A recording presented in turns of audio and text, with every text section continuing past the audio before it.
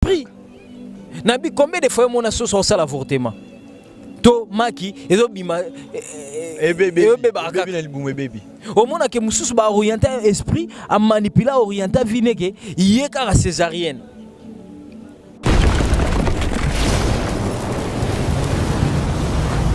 Il y a 3 esprits sur la terre. L'esprit de Dieu, l'esprit de l'homme et l'esprit de l'ennemi qui est le diable. Dans l'esprit de Dieu. L'esprit de Dieu, Dieu aussi, Nzambe pe azo akaba projet na ye, azo réaliser on a vu aba tout sans casser la volonté na bango.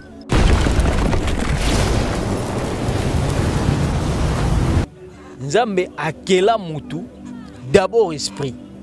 Et après avoir akela mutu esprit, babi que Dieu forma l'homme de la poussière de la terre. Babi, Dieu créa l'homme à son image et à sa ressemblance. Après, babi, Dieu forma l'homme de la poussière de la terre selon son image et sa ressemblance. Donc, le verbe créer, c'est sortir quelque chose du nulle part. Très bien. Mais le verbe former, n'a fabriqué loko, na kelé loko par rapport il y a source moko et ça dérivé loko moko à partir de loko moko. Vous allez belé beaucoup de l'émission de partout na pesi bino mbote. Mbote balamio c'est chez Biso TV. Oui mais là mon émission na bino réponse à nos questions. Yande ko na pesi moyini nanga mbote, moyini mbote, moyini bonjour, moyini nanga bonsoir.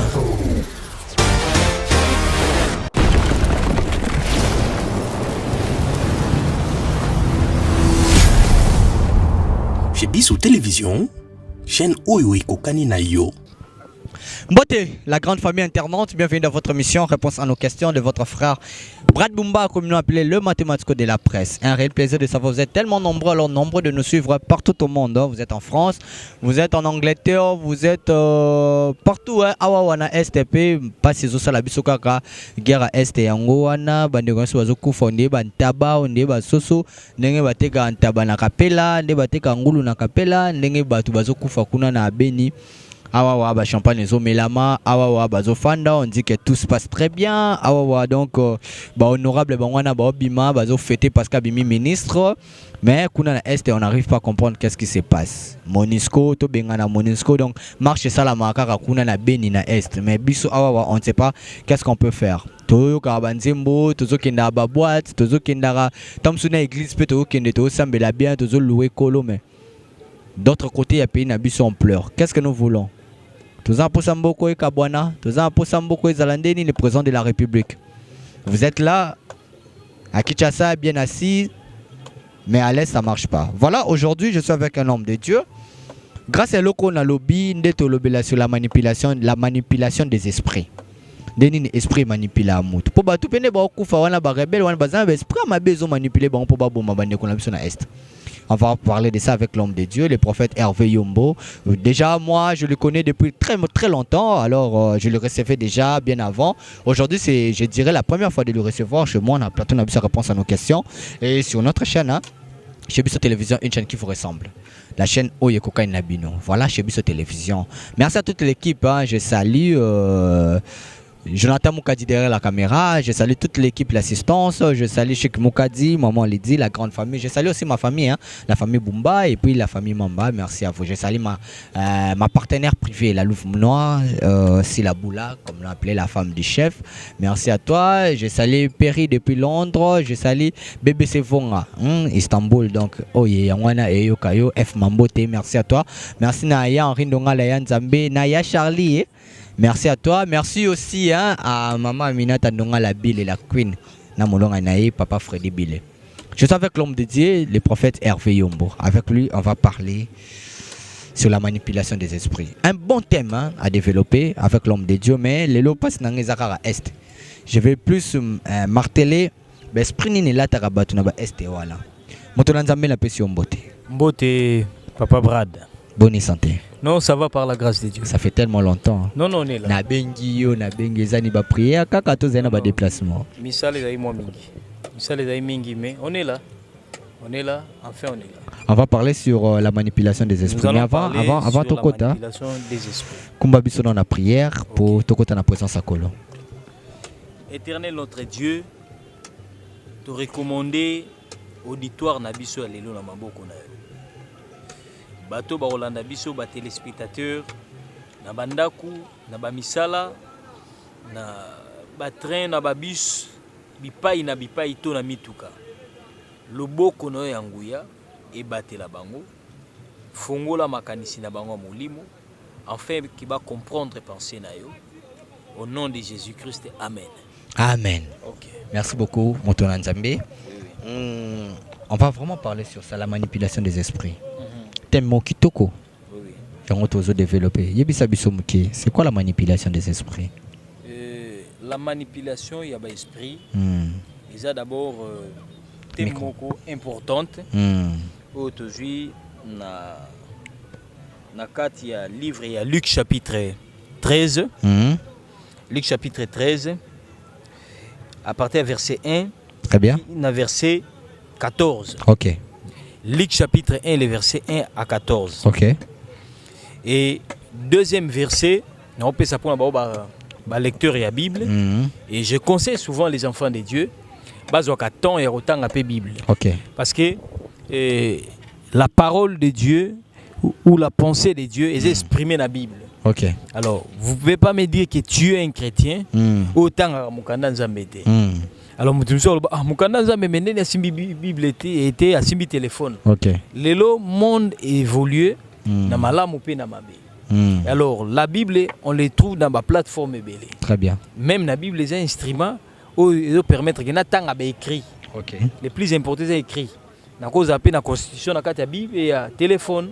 Na cause na dictionnaire na carte Bible et à téléphone ainsi de suite. Mais je demande na ba o batanga la Bible, na o batanga la Bible était à qui na livre Job chapitre 1, le verset 1 et le verset 18. Job chapitre 1, le verset 1 à 18. Luc chapitre 13, le verset 1 et le verset 14. OK. Alors, manipulation d'abord, ils a conduire Moutou sans consentement naé. Des fois, qu'on profiter de sa ignorance naé, qu'on conduire place au lingi, to place Moutou azo kama Moutou lingi. Très bien. Et nakati ya manipulation ba esprit, toloba ke lo moko na ba émission précédente parce que ça enseignement mo za moulaï OK. mais toujours compressé yango po za la mukie. Très bien. Parce que télévision za ngonga. OK. Et ceux peut-être obito vanda na kati même enseignement, ils obiso mikolo. Mais sauf que tu opé ça l'essentiel afin que doit comprendre. Nous voyons que nase amoyi mili moza misato. Et tout le monde c'est d'abord un esprit. Tu as trois esprits. Trois esprits. Yo esprit, ngana esprit, yé esprit, biso toza esprit. Parce que dans Genèse va expliquer lors de la création, Nzambe akela mutu d'abord esprit. Et après avoir akela mutu esprit, babi que Dieu forma l'homme de la poussière de la terre. Babi Dieu créa l'homme à son image et à sa ressemblance. Après babi Dieu forma l'homme de la poussière de la terre selon son image et sa ressemblance. Donc le verbe créer, c'est sortir quelque chose du nulle part. Très bien. Mais le verbe former, ngolobake na fabriquer loko, to na kelie loko par rapport ya source moko. Et ça dérivé loko moko à partir de loko moko. Les formations de salami. Très bien. Donc déjà loko zalaki mais ba pesi en forme. OK. Et maintenant, quand Dieu fait ça, babi, il souffla dans les narines de l'homme. Et a soufflé Moutou, babi, il devint une âme vivante. Donc vous comprenez que Moutou d'abord a un reflet esprit. Moutou mais c'est d'abord l'esprit. OK. C'est d'abord l'esprit. Et maintenant, nakata milimo ezana samoi, Moutou parmi milimo mi balo et renyaka. L'esprit de Dieu, parce que Dieu est esprit. D'ailleurs, Bible le dit Jean que Dieu est esprit, il faut que ceux qui l'adorent, l'adorent en l'esprit et en vérité. Très bien. Le diable aussi, c'est un esprit, mais un esprit maléfique. Ouais, pour détruire. Objectif, la destruction. Et c'est ça. Et maintenant, l'homme a victime Yamili Moana. Dans Job chapitre 1, il y avait un homme qui était Job. Avant dit, Mais il y a une discussion de Salama pour naïe, mais à éviter. Discussion go, babi que Nzamba posé question, alors que Job Satan ou tuapi. Abi non, je viens d'errer sur la terre. Là déjà bon c'est le débat. Bon c'est le débat sans qu'il y ait ba. Ah. Atuni Satan ou tuapi. Abi na uti ko telengana na mokili. Abi uti ko telengana na mokili. Ya moi Nzamba ko employer verbe ko telengana te. Parce que muto telengana rezaka Satan. OK. Pour likolo babwaka ye na CPE so ya longi lisusu. Akomo baluka. Akomo telengana. Akomo ko yenga. Yango so mo même to yenga sans objectif et ça moli momabe. Et c'est ça. Alors, Abi, est-ce que moni mosali nanga Job? Combien ça fidèle? Comment linga ngai? Wana Job pas évité. Abi atetika linga côté. Soka to sakope mona apesa semblant nete linga kayo parce que batelier otongi mur tout autour nae et pour pamboli misala na maboko. Mais Job a évité que mur ezalaka. Donc nenga no totambola bo Nzambe acha mur tout autour na biso bana Nzambe. Oh Satan a ko percé bisoté. Oh malade ko boma bisoté. Oh sali ke kufa oh molile ko atteindre yo mona Nzambe te. Très bien. Parce que ça na mur tout autour na yo. Misala na yo maboko mur eza tout autour na yango. Et c'est comme ça ça malam ko se confia na Nzambe. Amen. Et alors vous remarquerez que abi c'est bon simbaye na biloko ne me ko simba molimo na été. L'esprit. Esprit.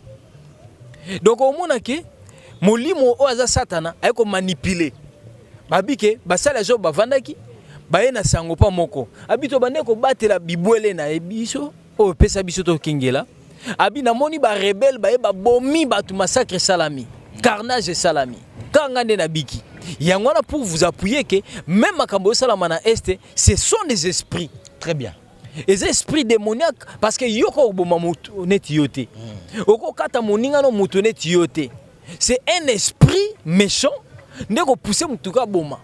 C'est un esprit méchant neti na mutu achela moninga poison. Comment cet esprit là est kotaka parce que yomoko aux inconscients na esprit kotaka par rapport ya porte d'entrée mutaza nango. Oko inconscient supposons ndeti batumo ba melaba masanga akozaka mbongo na ye. Non masanga pesa esprit. L'alcoolisme et esprit. Salaire ici la na baba nazoloba muto akoma esclave ya masanga aza esclave ya esprit. Esprit ya masanga. Esprit nda posséder akomise moumbu. Avato koma wana esprit ne kota na ndenge. Esprit et le karaba porte. Tozana ya mabe voilà. Oui, eza ba porte. Et vous allez voir que babini que Satan a vendu. Job pas vendu, mais Job a comprendre te ba yo pese sangoke bibwele no bando bokola ba ennemi ba utimboka songolo ba bomi batunyo sona bibwele kangane na biki. Vous comprenez que ba utiliser la violence au bateau déjà bazala nango attitude ya violence.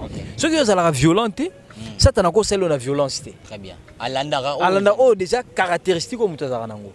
Ce que zala moto yo ozala na comportement moko ya douceur Satan a ko détruire mais zukara image de douceur. So ka kotara na serpent na jardin parce que serpent babi qui azaki l'animal le plus rusé du jardin. Donc déjà dans la nature dès le début il y a ruse. Avec déjà prédisposé na ruse. Pour ni besoin qui lionté.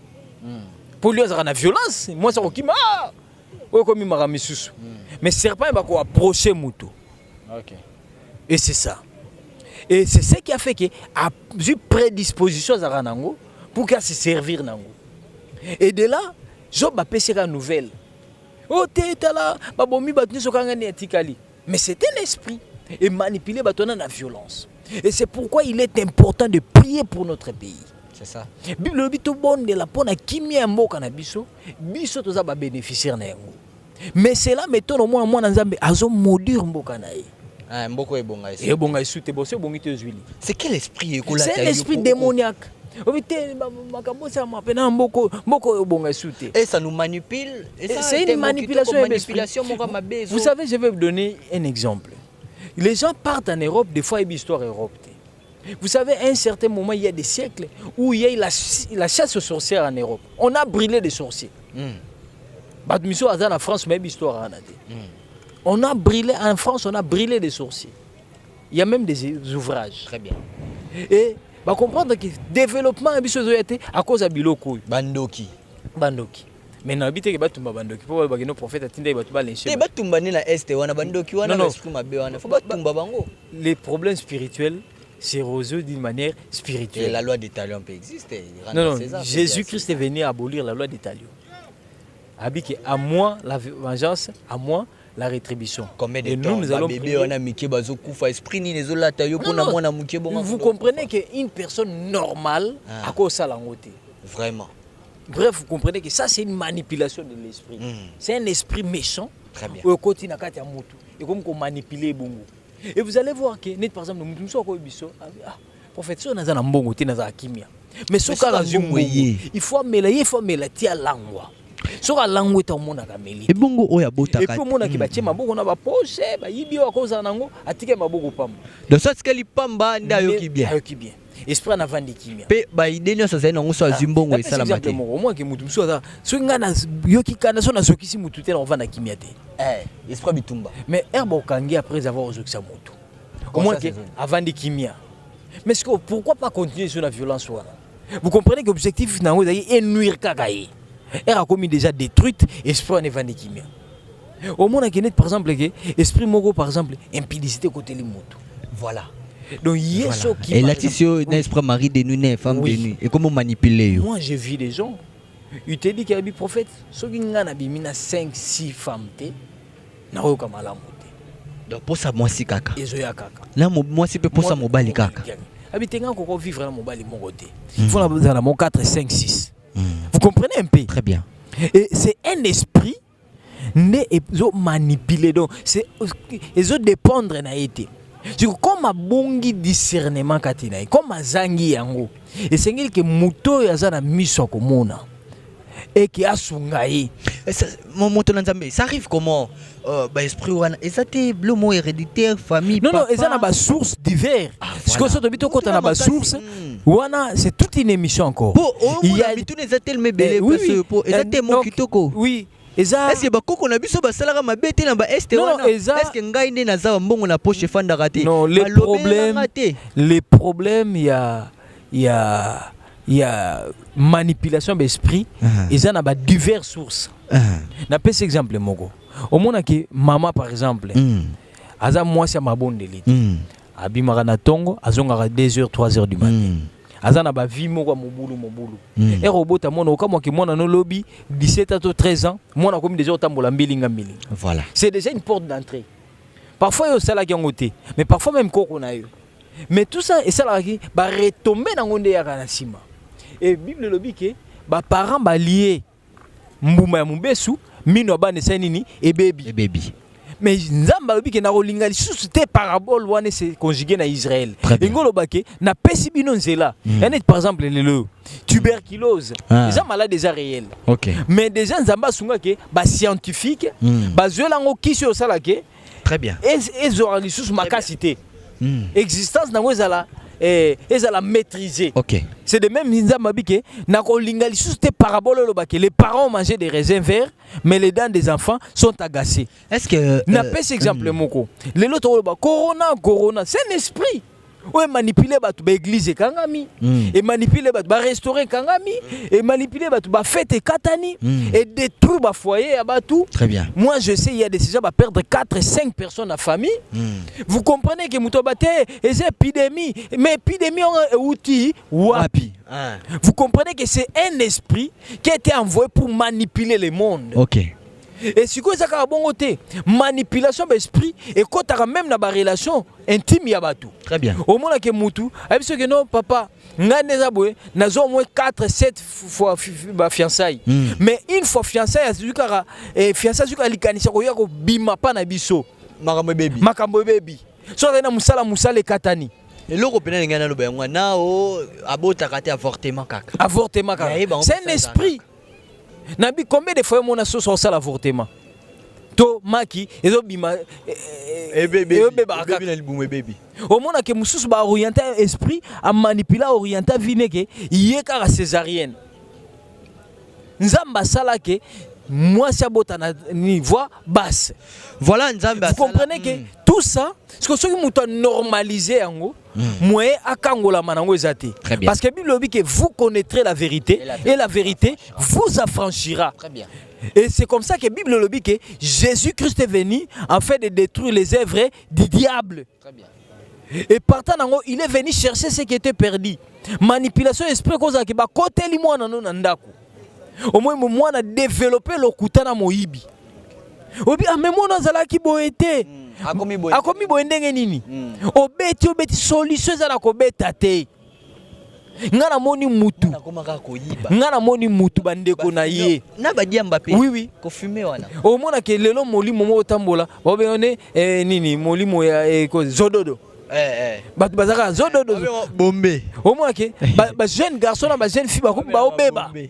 Au moins que donc même ki bo moto na essence nyo se koufi. C'est ça. Obi que moi na ki boté era komi bongo a développer moyibi. OK. A boy classe. Maintenant comment et partant nango batu ming baza ba victime ya ba makambo. Et vous remarquerez que même mutu normal au moins que mutu azaki normal azaki na vie mo correct mais era koti nanda kwa libala akomo sala mobulu koleka basi la place où tu fais ça la libanda asali yangote. Donc vous comprenez que Esaïe était c'est un esprit. Il est donc na makasi na okokate. Les choses spirituelles se résolvent d'une manière spirituelle. Yangwana Jésus a dit c'est que chair et chair. C'est que esprit est esprit. Très bien. Et c'est de là qu'on a que pour comprendre que manipulation d'esprit zali. Au moins que ba konzina biso mingi par exemple, ba kenda rapoto, ba kenda ba pesa développer. Mais quand ils arrivent ici, baza incapable de reproduire vie au monara na poto ba memango. Rien ne va. Et vous remarquerez pourquoi parce que eza esprit.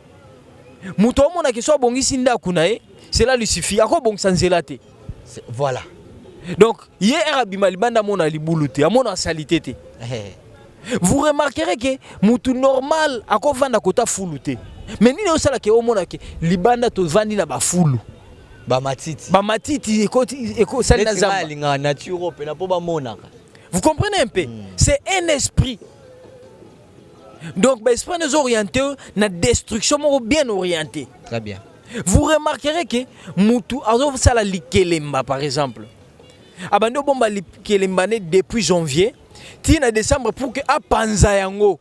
Pour le 1er janvier Milara Masanga. Apanza yango après abandela lisusu. Merci beaucoup Moutona Nzambe, on est arrivé presque à la fin. Alors, comment vaincre esprit manipulation mabéwana? Pour nous vaincre côté avant de commencer côté ya bola moupé ya esprit manipulatrice il y a bien Isali. Oui, parce qu'on a dit qu'il y a 3 esprits sur la terre.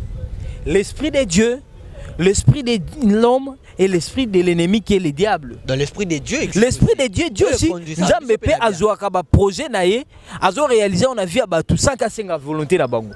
C'est aussi une manipulation positive. Très bien.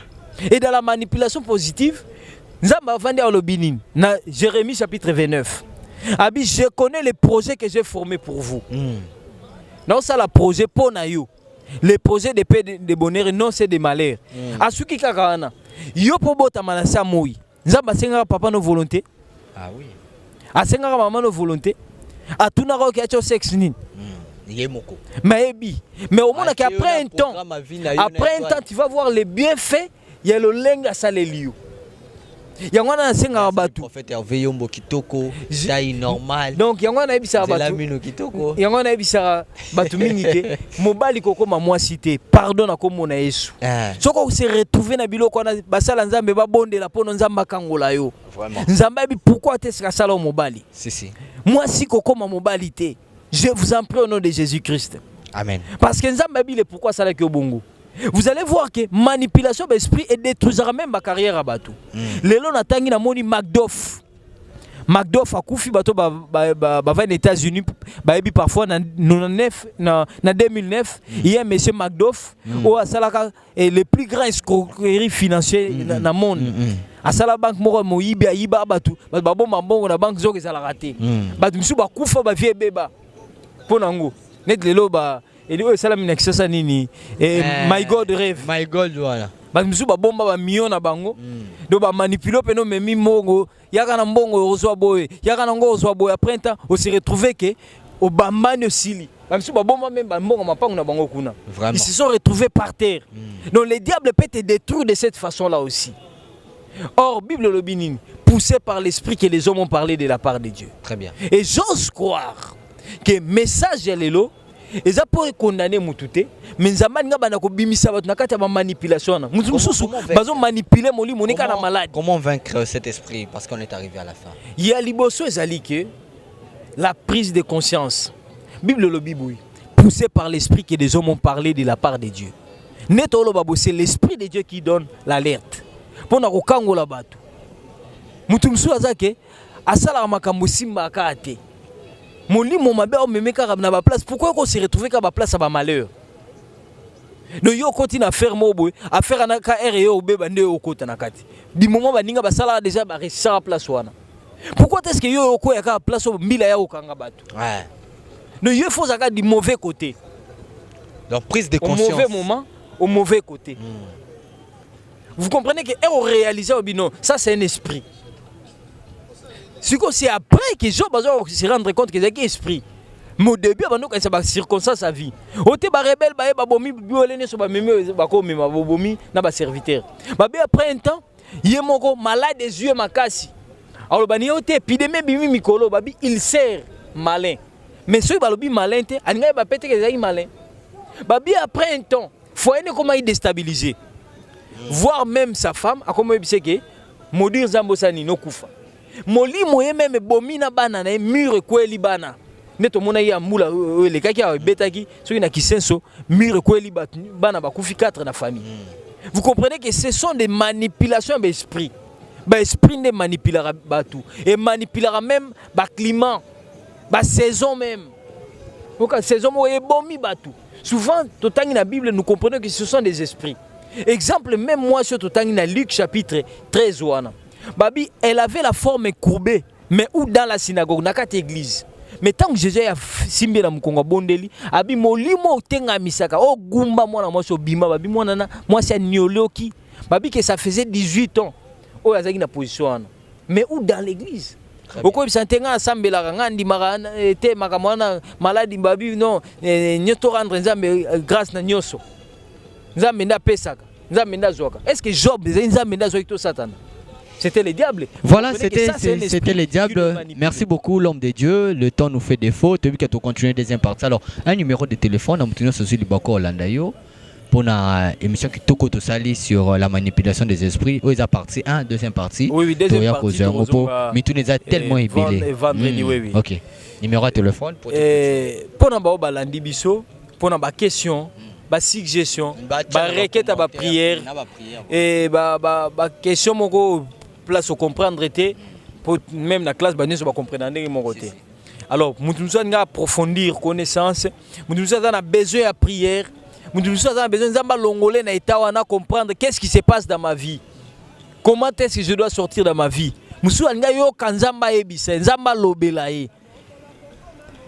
Tu peux nous appeler na plus 243 84 27 51 720. Plus 243 84 27 51 720. Que Dieu vous bénisse, que Dieu soit avec vous. Merci beaucoup l'homme de Dieu. Merci Papa Brad. Pour accepter l'invitation. On est arrivé à la fin de notre entretien avec l'homme de Dieu. On a parlé sur la manipulation des esprits. Vous voyez comment l'esprit vous manipule. Si vous avez eu à comprendre ce thème, vous avez besoin de prière et tout, contactez l'homme de Dieu. Le numéro est là. Après, si vous le numéro qui est affiché au bas de vos écrans, vous ne serez jamais dessus de Nao Nzambe Aosala na Sima Moussel Naye. Merci l'équipe Mobimba chez Bisso Télévision. On se retrouve prochainement pour un nouveau numéro. D'ici là, portez-vous bien, restez toujours scotchés sur votre chaîne, une chaîne professionnelle et éducative chez Bisso Télévision. Bye bye.